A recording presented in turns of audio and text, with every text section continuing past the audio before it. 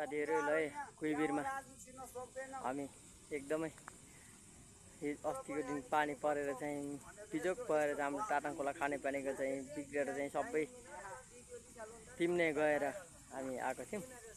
अनि साथीहरुको हेर्नु होला कस्तो भएर छ। बिस्तारै बिस्तारै हिँड्नु है, अप्ठ्यारो अप्ठ्यारो छ बाटो। हाम्रो लागि यो नर्मल हो। यति हो त्यहाँ साइकल उडाइन्छ।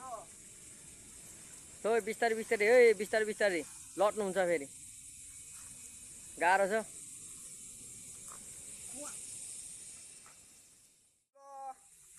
साथीहरु कुइबेरदेखि बल्ल बल्ल काटेर आइसक्नु भएको छ।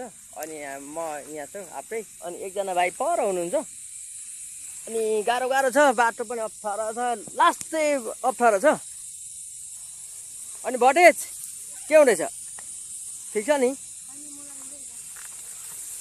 हामी सब बाँच्नको लागि यतिसम्म कष्ट गरिन्छ।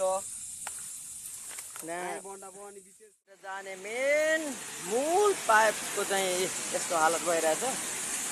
माथिदेखि यहाँ पहिरो झरेर ठुलो पहिरो झरेको रहेछ। अनि यस्तो भइरहेछ। अब यहाँ पाइप त हल्का देखिरहेको तलतिर।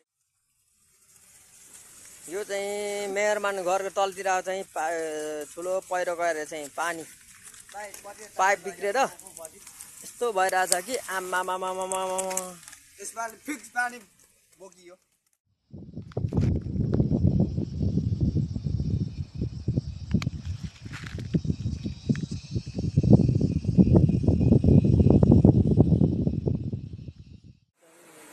मुहानमा चाहिँ फाइनली आइसकेको छु। तर एकदमै बेलुकाको चाहिँ ठुलो पानीले गर्दाखेरि चाहिँ सबै पहिरो गएर यहाँ मुहान पनि भत्किएको रहेछ। अझै तलतिर हेर्न बाँकी नै छ के भइरहेछ।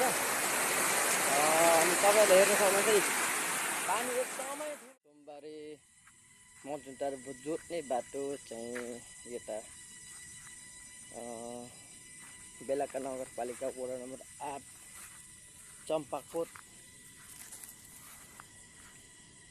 भन्ने गाउँको चाहिँ कुक्सुङ भन्ने ठाउँमा चाहिँ तपाईँको यहाँ पहिरो गएर चाहिँ पानी पनि जमिरहेछ।